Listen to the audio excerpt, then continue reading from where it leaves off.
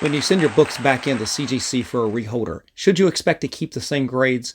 Well, I've got two books right here that we're going to open up and find out if that's what happened or not. Stay tuned.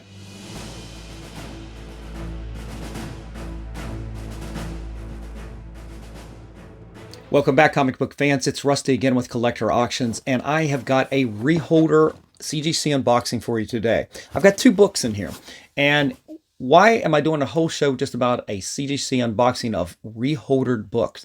Well, with all the controversy that CGC has gone through for the last few months about the wrong books being put back into graded slabs and the scandals that's been going on, you guys can do the research and find out all about that.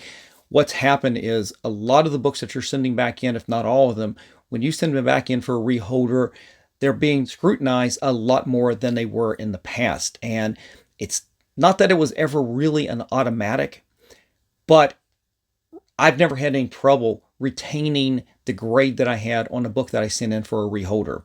But these days, I'm very nervous. Now, in my last video, I did the exact same video. It was a reholder of two really good Marvel books, and one of them was a 9.8 Fantastic Four 244, and I was really worried. In fact, it's sitting over my shoulder right there.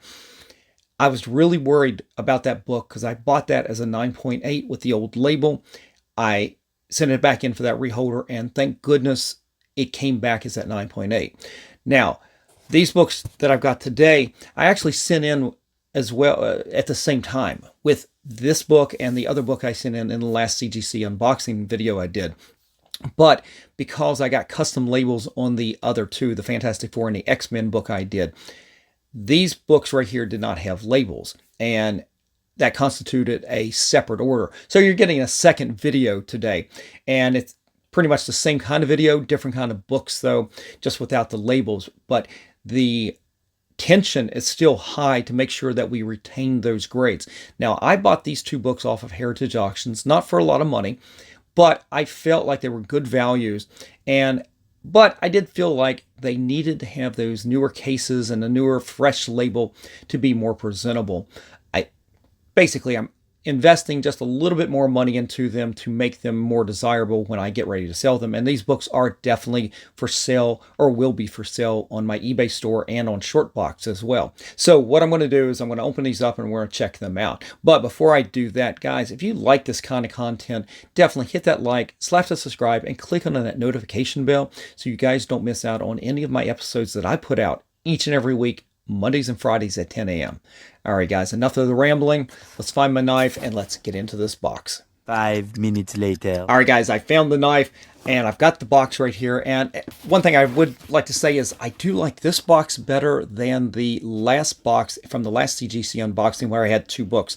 This is one of those literature style boxes, and I like these because it has this extra padding from all the extra cardboard that are in these boxes right here. It makes it also opening real easy as well. So let's get into this box. And I love retaining these kind of boxes. Whenever I sell books myself, slabs, we'll go back and use these boxes. In fact, the garage is getting filled up with all the recycled materials. But let's get into the box. Let's just open it up. Yep. There it is, and you see the padded books right there. Let's take them out, and nice and wrapped.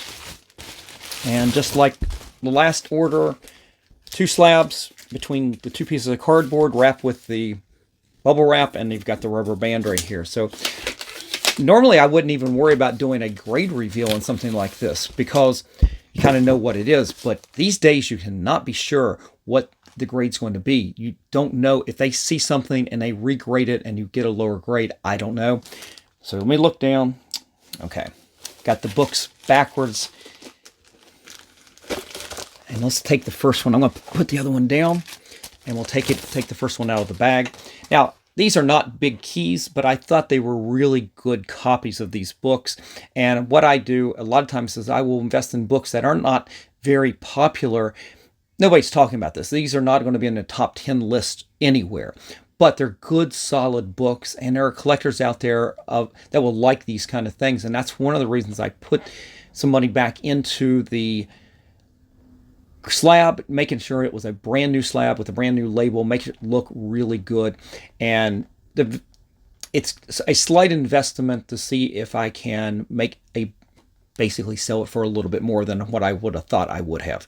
Anyway, I'm rambling. Let's get to the book here. All right, here we go.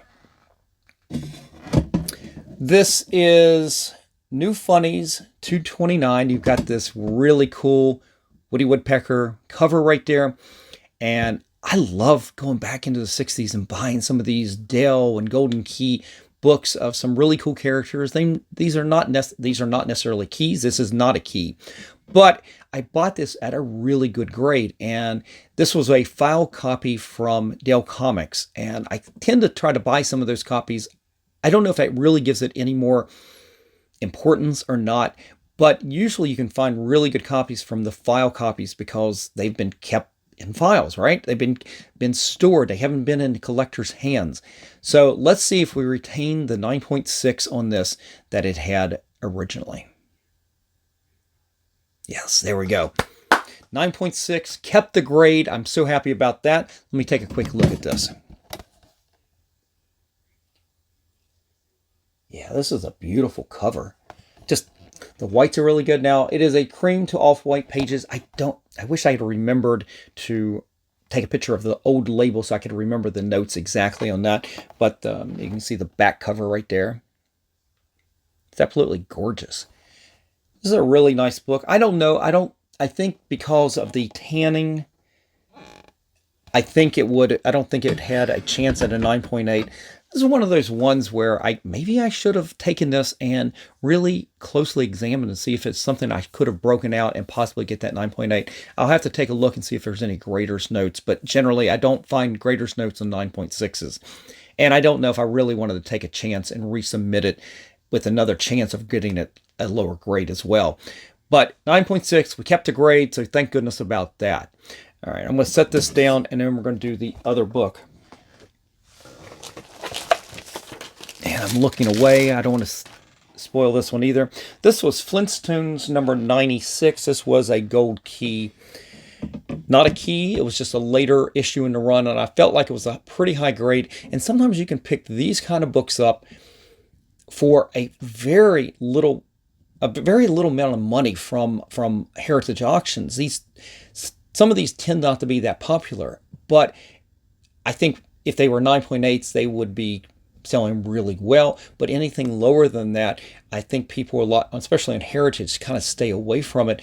I tend to buy some of these, and these aren't big investments, but these are things I can turn around sometimes and make a little bit more money at, especially when I invest into it to get these better cases like this. All right, so let's take a look here. This is from 1965. Let's see if we kept the 9.4 or not. There you go, 9.4. Again, not a super popular book. Flintstones are popular, but this book has no real significance other than the age and being in a really good condition like this. And this, again, this is one that probably skirts that. Really, should I have gotten this regraded or not? I don't know. I felt like that I was going to take advantage of sending in some of these books anyway to get reholdered. I sent in all 4 that I had old labels on, basically just to increase the value of them aesthetically more than anything. But this book right here, it's not super valuable, but with the new case, I think it does make it a little bit more desirable. So 2 for 2 on keeping and retaining the grades, and 4 for 4 if you count the last CGC video where I had the Fantastic Four that you see over my shoulder and the X-Men book that I sent in as well. We kept a grade on everything. So far, fingers are still crossed on future reholderings that they retain the grades and don't suffer any damage along the way.